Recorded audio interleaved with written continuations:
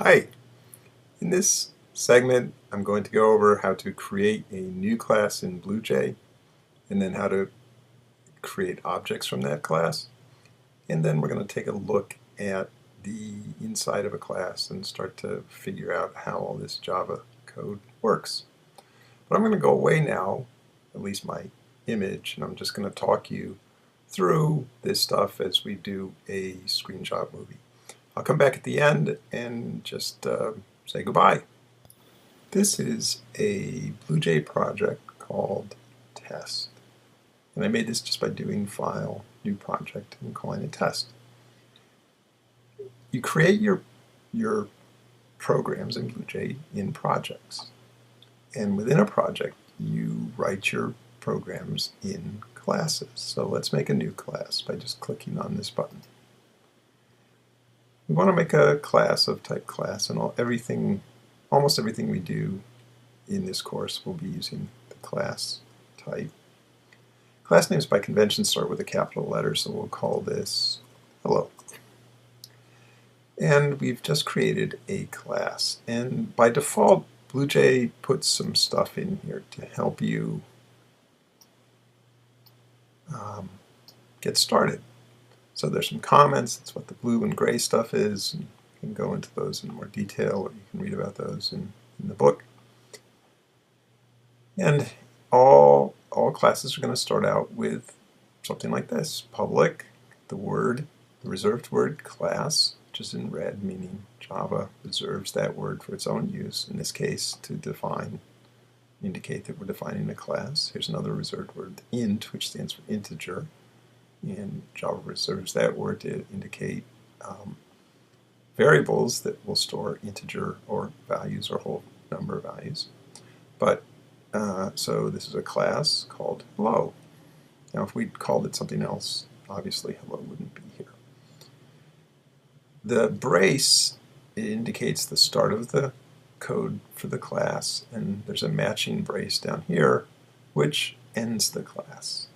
And you'll find that there are sub braces which define blocks of code. There's one.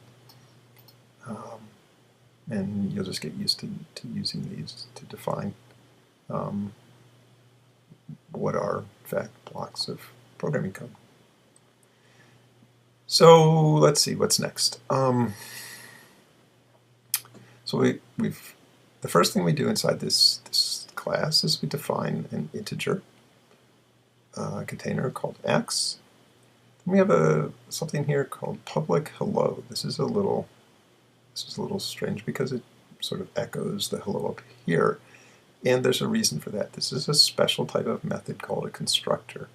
And if you have a method a method is just a set of code that's given a name within your class, a block of code. Do I want to use block or set? It doesn't really matter. But a group of code that's given a name within your class, and it accomplishes a particular task. If you have a method that has the same name as your class, with these addition of these parentheses, all methods have parentheses at the end of the method name. That's a special type of method called a constructor, and that's what it says right here in the comment. And what constructors do is they initialize variables that are in the class. They can do other things, but that's one of the most common uses of a constructor. And a constructor is automatically run. The code in a constructor is automatically run when you create an object of that class. So in this case, whenever we make an object of the hello class, it's going to set this x variable equal to 0. It doesn't have to be 0. We could choose some other value, but in this case, it sets it to 0. Now let's go down to the comment here, which we'll skip over. And this class has one other method called, appropriately enough, sample method. This method is also public. It returns an integer value. I mean, this method calculates something. You can think of it like a function. It calculates some value, and that function returns an integer value to somewhere. won't worry where right now, but it sends it somewhere. This method also takes in an integer value. In order to accomplish its task, it needs to be supplied with an integer value. And in this case, the integer value is called y. So here, the last code in this class, except for the braces, says return. Remember we said that this method returns an integer value. Return x plus y. So it's going to add x plus y together. Since both x and y are integers, we know that the result will be an integer, which is what we want, and that will get returned somewhere. So that's all that's in this class, not much. Let's go ahead and close that window. Now, the class is not compiled. We know that because of these diagonal stripes. So to compile this, we could either click on that button, or we could right-click here and or control-click with a Mac. Got to press the Control key, not the Shift key, and do compile. And if the stripes go away, it means that it compiled correctly. The syntax of the class is correct. It doesn't mean that the code in the class is necessarily logically correct, but it does mean that all the code in there is syntactically correct, and the compiler doesn't object to it. It says, you wrote stuff which I understand. May not do something that makes sense, but I understand the code itself. It's like you could write a sentence which didn't make any sense in terms of just what it was describing. Like you could say the sky is cow. It doesn't make any sense.